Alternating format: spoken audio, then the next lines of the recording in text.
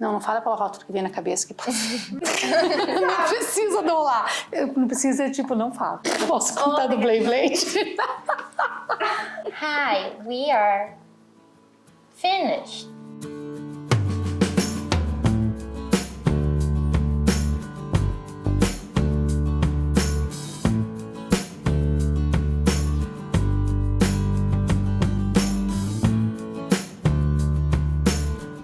Eu sou a Sica, eu tenho 50 anos, sou bancária, minha formação é em administração de empresas, tenho pós-graduação em marketing, em gestão de pessoas, em organização e projetos. Eu sou a Gabriela, eu tenho 21 anos, eu sou estudante de Direito e sou digital influencer. Eu venho de uma família de descendentes de italianos, uma família muito unida, sempre muito unida na hora da refeição.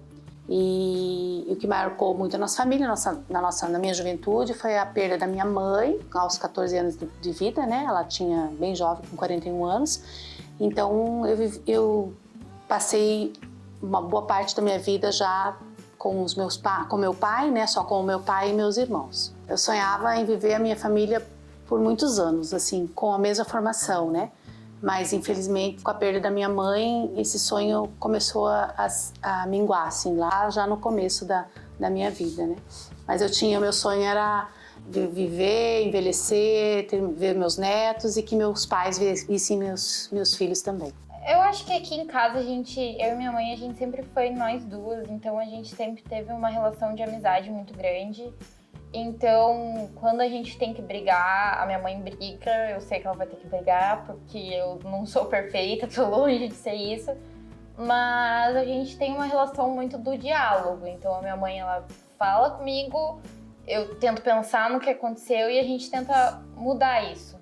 Mudar o meu posicionamento, enfim. Mas eu acho que aqui a gente sempre foi muito unida. Eu e minha mãe, a gente sempre foi muito unida. A gente nunca teve momentos assim que, nossa, fiquei sem falar com a minha mãe porque eu tô passando por esse problema na minha vida. Não, minha mãe sempre soube dos meus problemas e ela sempre me ajudou a passar pelos meus problemas. Nunca a gente precisou passar por eles separados.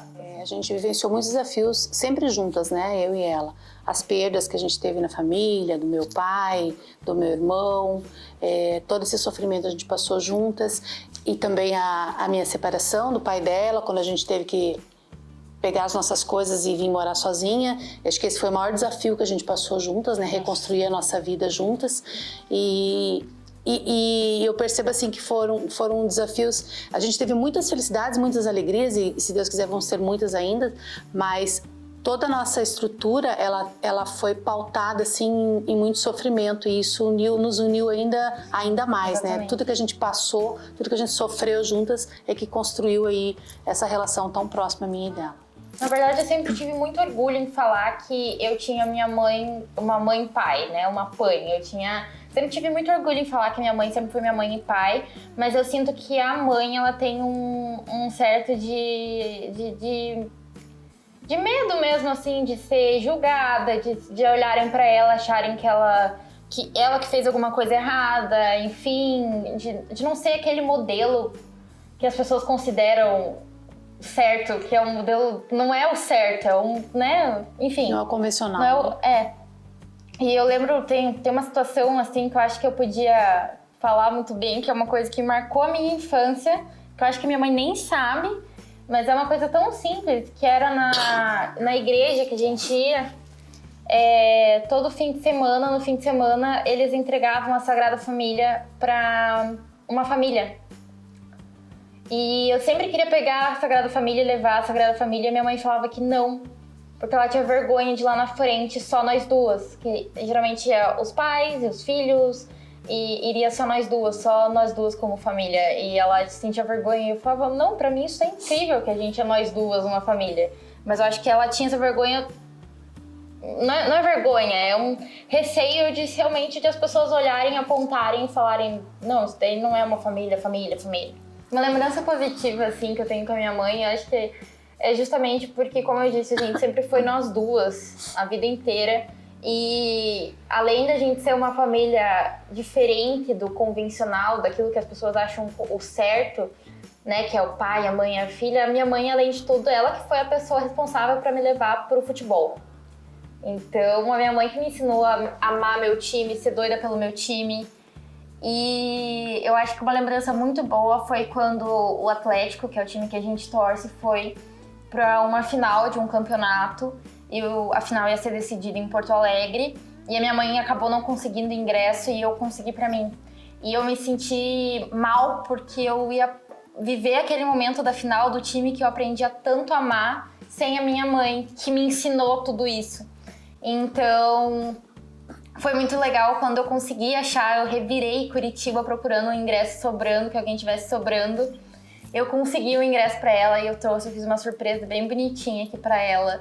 E ela chorou, ela ficou muito feliz e eu pude viver esse momento que foi ver o nosso time, que ela me ensinou a amar, ser tão doida sobre esse time. A gente viu esse time ser campeão brasileiro, foi simplesmente incrível e a gente viu isso juntas. Então foi uma lembrança muito boa, muito positiva. Lembrança positiva é sempre mais gostoso de lembrar, né? Lembrança positiva tem muitas, né? As nossas viagens, eu levei ela pra Disney, tive a graça de levar ela pra Disney, ver o olhinho dela brilhando lá, vendo tudo aquilo,